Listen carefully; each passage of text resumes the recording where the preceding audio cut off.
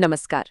आज हम एक छोटी सी लेकिन बहुत ही डरावनी डिजिटल कहानी को समझने की कोशिश करेंगे और इसके जरिए ये जानेंगे कि आज के जमाने का हॉरर आखिर काम कैसे करता है। ये सिर्फ एक कहानी नहीं है, ये हमारे डिजिटल डर का एक आईना है। तो सब कुछ शुरू होता है बस इन दो शब्दों से, नेक्स्ट यू, यानी अगला तुम।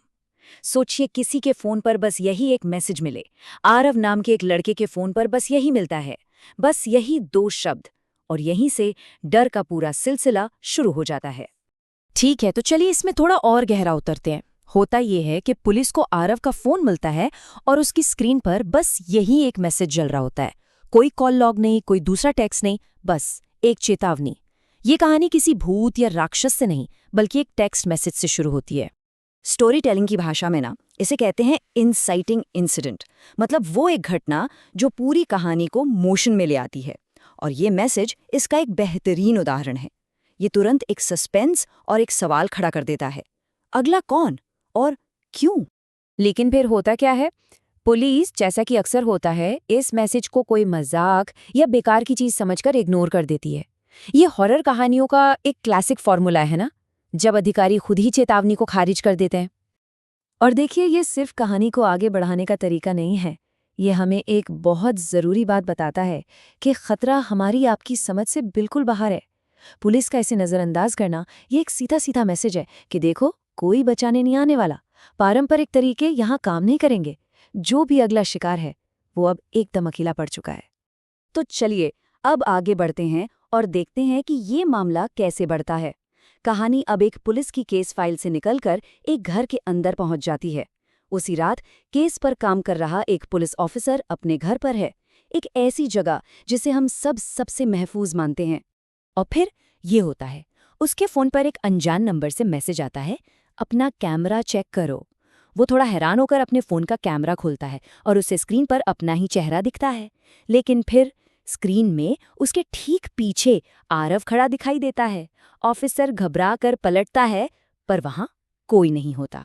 तो यहाँ पर सबसे जरूरी बात यही है, जो डर है वो कमरे में है ही नहीं, डर तो स्क्रीन के अंदर है। ये मॉडर्न हॉरर का आप कह सकते हैं कोर आइडिया है। खतरा हमारी अपनी टेक्नोलॉजी के जरिए आ रहा है, एक ऐसी डिवाइस से जिस पर हम सबसे ज्यादा भरोसा करते हैं। जैसे ही उस ऑफिसर को ये एहसास होता है कि खतरा तो उसकी स्क्रीन में है, एक और ज्यादा भयानक मैसेज आता है। और ये मैसेज कहानी के असली नियम को सामने लाता है।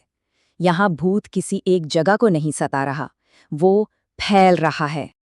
अब तुम समझे, ये फैलता है। बस ये एक लाइन इस पूरी कहानी का निचोड़ है।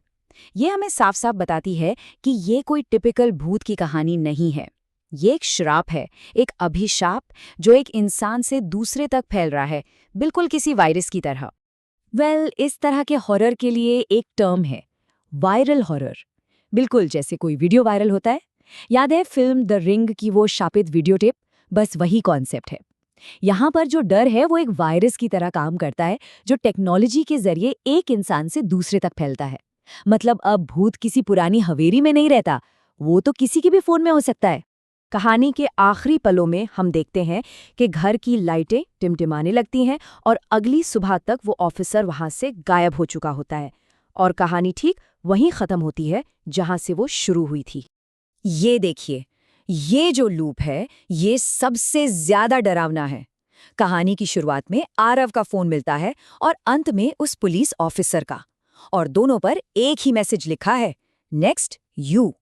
ये एक ऐसा चक्कर बन जाता है जिससे बाहर निकलने का कोई रास्ता ही नहीं है। ये लूप इस बात को पक्का कर देता है कि डर अब कामयाबी से फैल चुका है। कहानी का ये स्ट्रक्चर देखने वालों के मन में एक अजीब सी बेचैनी और निराशा की भावना छोड़ जाता है। ऐसा लगता है कि इस श्राप से कोई बच ही नहीं सकता। और अंत में ये कहानी हमारे मन में एक सवाल छोड़ जाती है, जो सीधे हमारी डिजिटल दुनिया से जुड़ता है। सवाल ये है कि जब कोई भूत एक वायरस बन जाए तो उसका अगला शिकार कौन होगा?